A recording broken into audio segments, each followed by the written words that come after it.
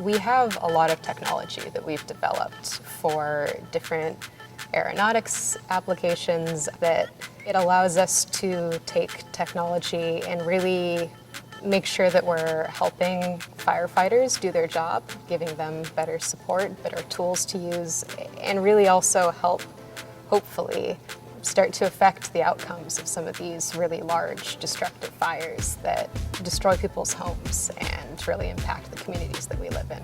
Aeronautics is really the piece that can help a lot of those kind of visions of the future come to be reality.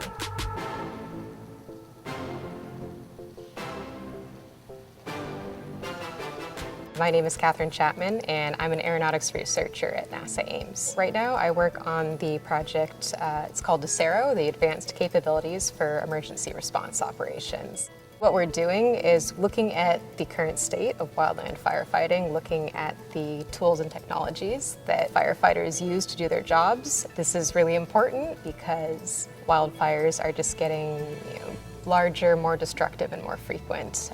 But a lot of the current technology and tools and techniques used to fight wildfire has remained pretty unchanged for the last several decades. Some of the biggest issues in firefighting have to do with degraded visual environments, which is when there's a lot of smoke in the air and you can't see, or at night, and also communication. So degraded visual environments, these are times when planes can't fly.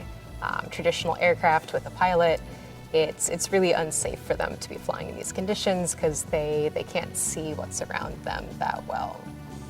If we could start to expand some of those operations into the smoke, into the nighttime with drones, where we're not putting a human operator at risk, that would be huge because it would allow us to double, maybe even triple the amount of resources that are on a fire, and could really allow for some big strides to be made without having to put more people at risk. Another big issue in firefighting is communication. Drones are helping to solve the problem of communications by serving in a couple different ways. They can be used effectively as a cell tower in the sky to bounce signal between different remote areas and allow people to communicate on a fire that wouldn't otherwise be able to do that. They also allow for a lot more complex data than a radio would. Right now, almost all communication that happens on a fire is over radio. But if you begin to have drones, you begin to have this infrastructure,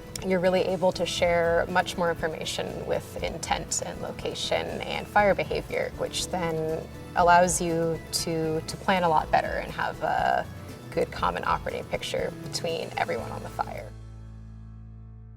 I grew up in Southern California, and I was just very used to fire being a part of everyday life. I know on the East Coast people have snow days. Where I grew up, we had fire days. And I think it's really important to me working on this project because it feels like I can see such a clear, tangible application of what I'm doing and how it's going to affect my life and affect the lives of people around me. And that means a lot to me. That's something that's really important to me, is having this kind of community benefit element to the work that I do.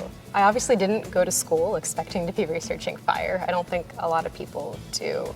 But it's something that when I started to learn more about it, really seemed important to me. I think kind of in the back of my mind, I always had the idea of NASA being a cool place to work, but it never really seemed like a place that was going to make sense for me. And eventually, between my experience in kind of aerospace-related research, I ended up getting a job here. If you want to get into aeronautics, if you want to really pursue this in the future, I don't think there's any one skill set that really makes you able to do aeronautics research. So many people I work with have completely different backgrounds. And I think the just really important thing is being able to communicate what you think is important, being able to maybe work with other people who have a different background than you and make sure that you can take your specialized knowledge and make it useful to someone who doesn't have the same specialized background as you. Really the thing that has helped me the most in working at NASA and working in aeronautics is just being able to communicate with people well. And I think that's oftentimes a really undervalued and underrated aspect of STEM as a whole. STEM isn't one thing. There are so many people who have non-STEM backgrounds and non-STEM roles who still work at NASA and support the NASA mission.